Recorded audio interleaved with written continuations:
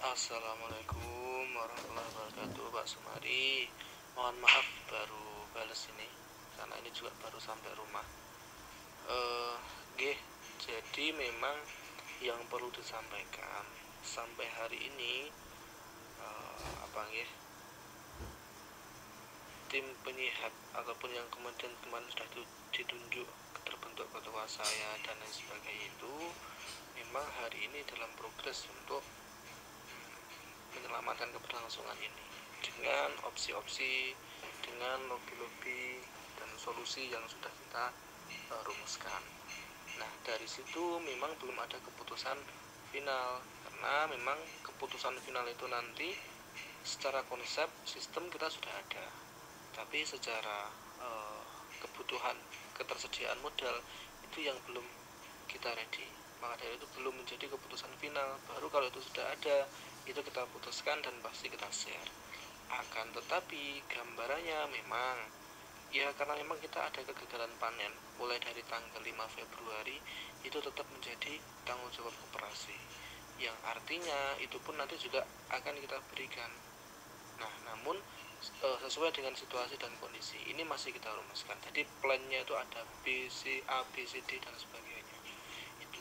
Kemudian untuk masa panen, kemarin kan memang saya sempat menyampaikan gambaran kita ke depan itu masa panen di 4 bulan, tidak lagi di 3 bulan.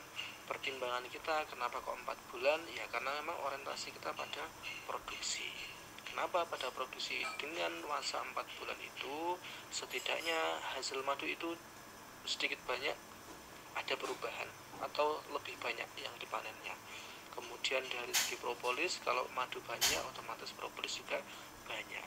Juga ketika di 4 bulan itu persentase kemungkinan untuk pecah koloni itu juga lebih tinggi, meskipun selisihnya hanya 5% atau 10%, tapi kan itu juga berarti untuk menjaga kelangsungan kesehatan koperasi ke depan.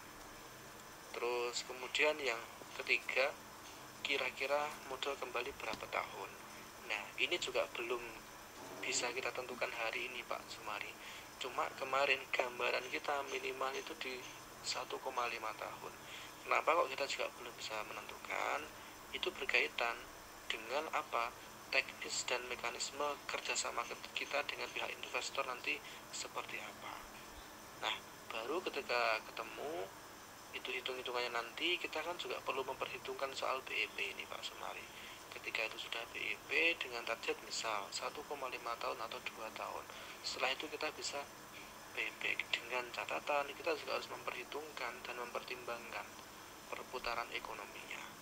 Kemudian yang keempat, dengan stok kosong bagaimana. Nah, yang menjadi poin pembenahan kita itu secara keseluruhan, Pak Sumari, yang artinya orientasi kita itu pada produksi berkaitan dengan kualitas bibit koloni juga. Maka dari itu ke depan memang rencana kita ya mau nggak mau kita harus mengganti semua bibit koloni. Artinya baik itu yang saat ini ada ataupun yang kosong, itu tetap menjadi tanggung jawab kita karena dalam kontrak sistem yang lama itu juga menjadi tanggung jawab kita. Adapun nanti di sistem yang baru terkait dengan adanya kematian dan lain sebagainya itu akan diatur di kemudian hari ketika memang kita sudah memutuskan ini final dan ini kita sudah share. Kurang lebih seperti itu, Pak Sumari. Nah, punten baru merespon ini karena dari kemarin juga harus mobilitas, kita mempersiapkan yang di Jogja.